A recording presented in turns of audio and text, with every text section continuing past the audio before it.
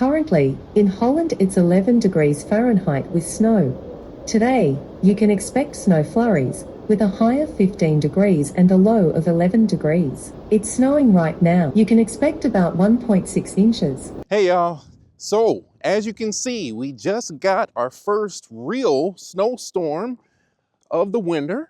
It's mid-January, so we are definitely due. It's cold. It's about 11 degrees. The high is supposed to be 15, I think. So it's definitely cold, but I still like to fly in the wintertime. I mean, look at it. It's beautiful out here. It's beautiful.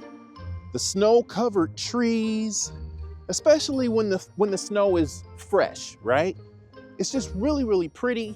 And to capture this from the air, it's amazing if you know what you're doing. Whew. Whew. Cold out there. Now, if you've been flying for a while, you may already know some of the things you should be doing and thinking about when flying in cold temperatures. But I know there's a lot of you that are newer to drones, or you may just be wondering if it's actually okay to fly during winter. Can I fly or should I fly when it's snowing? How cold is too cold? Since we're out here, we're going to talk about it. All right, now one of the first things we all usually do before we go out to fly is check the weather, right? Without even really thinking about it. You might peek outside to see what it's doing.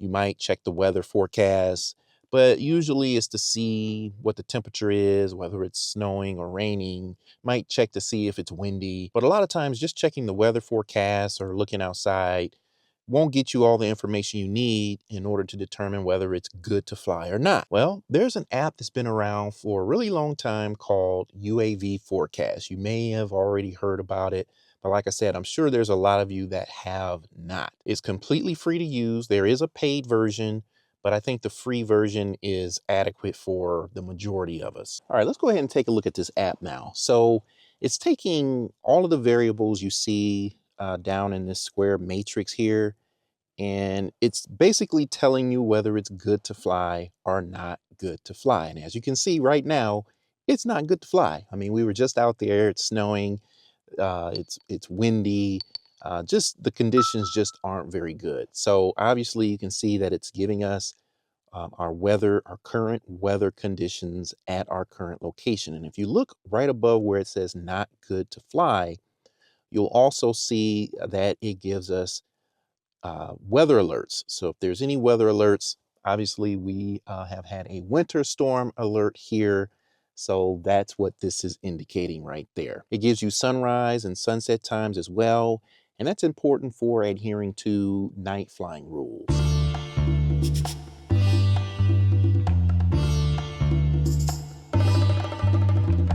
So it's about 4:51 right now, and looks like sunset is 5:34. And then you can see the temperature there on the right hand side. So you can see that it is 13 degrees.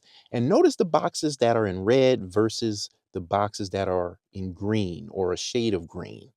Yep, you got it. A red box is one factor against flying, and green boxes factor into an overall good to fly rating. Now you can click into many of these boxes and you can adjust the thresholds. Let me give you an example. So let's look at wind.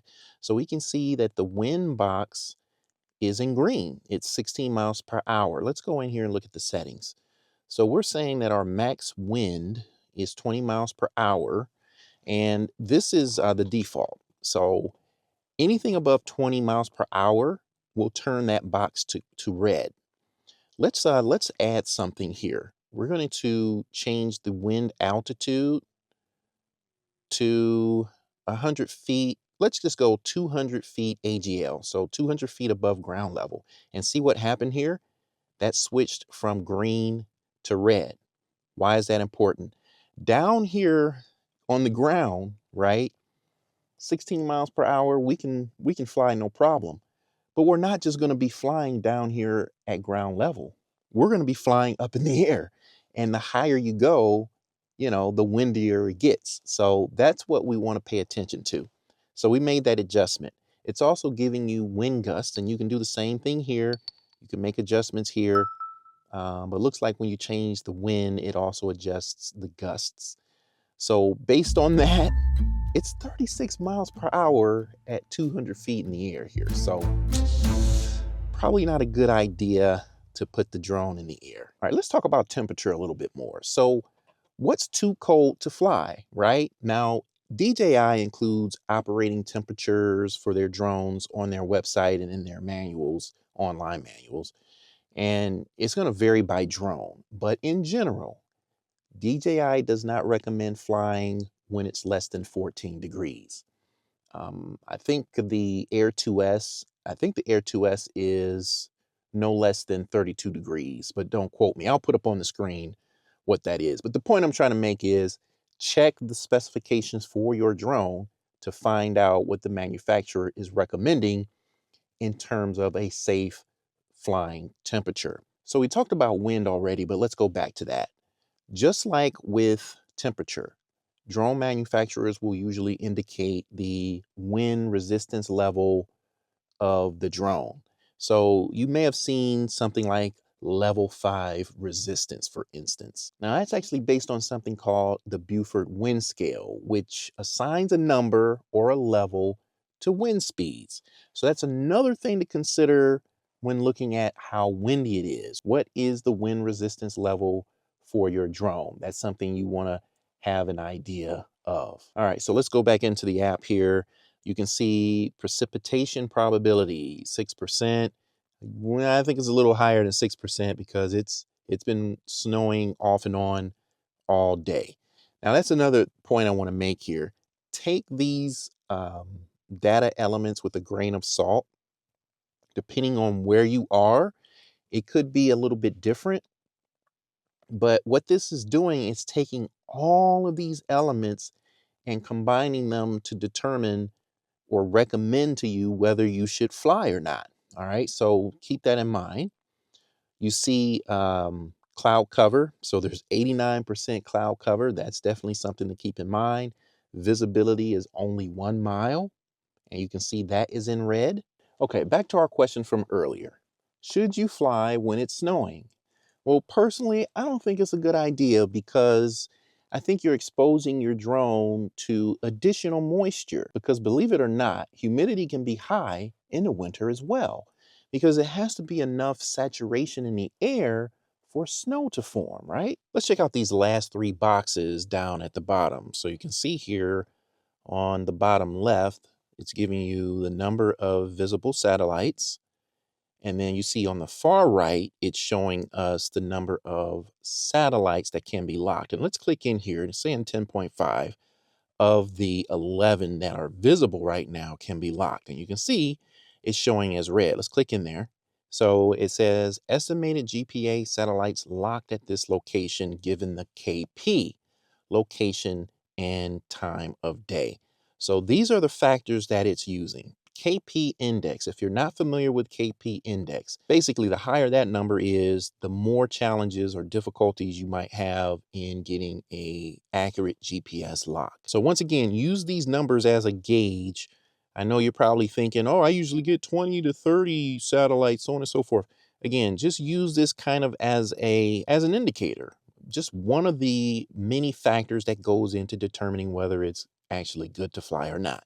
And then you can see down there, see where it says no fly zones nearby.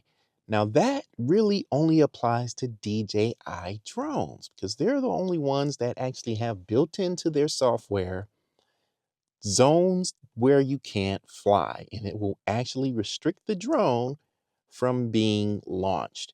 Now there's ways of overriding that and so forth, but a lot of other drones don't have that limitation, but this is going to help you with that as well. It'll let you know whether you're in a DJI no-fly zone. All right, now let's talk about batteries. So you really want to keep your batteries warm all the way up until the point when you're actually ready to fly. So when you get out of the car or you're coming out of the house, keep your batteries inside until you're ready to actually put them on the drone and launch the drone. So when you come out of the house, leave the car, put them in a pocket, try to put them in an inside pocket that's closer to your body, you know. You just want to keep them as warm as you can. Once you actually get them in the drone and launch the drone, they should warm up. But just know you're definitely going to get less flight time in colder temperatures. The other thing you want to be careful of is how far out you're flying. Now, personally, I don't fly anywhere past 20% on my battery, right? 20% battery left over, I think you're kind of pushing it, especially if you're flying out to distance. It's not the same when it's, you know, a nice sunny day. You can basically rely or have comfort on a regular discharge of that battery. But when it's cold, that battery is discharging faster, and you just don't want to leave to chance when you're at that 20% mark or lower. Just don't know how quickly that battery is going to discharge. So I say keep the drone close and have it back on the ground at 20% or higher. I wouldn't let that battery get any lower than 20% when flying in cold temperatures. Better safe than sorry is what I say. So what about camera settings? We're filming bright snow. So I've always struggled with this because when you leave the settings on auto, it seems like the camera tends to underexpose due to that bright reflection from the snow. And then the auto balance will usually produce an image that's, it's just off, with the snow showing up with a lot of like blue or gray or even like a pinkish hue to it. Now, based on the research I've done, I've seen recommendations to set your white balance at everything from 6,500 all the way up to 8,000. But you kind of just have to play with it, I think. But I think for sure what you want to do is manually set that white balance, because it's going to definitely shift as you're flying around with that bright snow and reflections from the trees. And then it's probably going to be cloudy, so the sky is going to be like a bright white. So really challenging to get that right in the wintertime. So to counteract the camera's tendency to want to underexpose when filming or taking photographs of snow, you may want to target your exposure value at plus 0.3 or plus 0.7.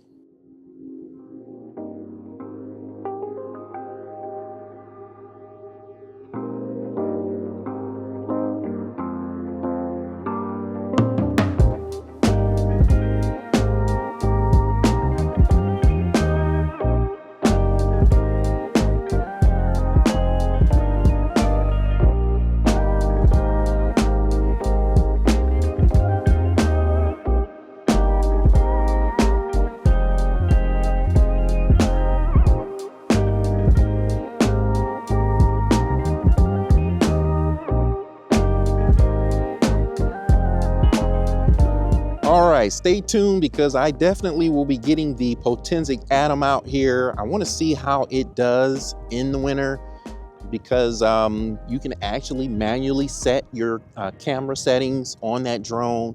So I'm really interested to see how it does. So stay tuned for that. If you found this video to be valuable in any way, please give me a like. If you know anybody that might find interest in this video, share it with them. And if you're not a subscriber yet, please consider doing so. I do all kinds of videos like this. I'm into drones and gadgets, and I try to have fun with it and be thorough. All right, as always, be good to somebody, be good to yourself. I'll see you in the next one. Later. Oh, and Browns fans, keep your head up, all right? Keep y'all head up, all right?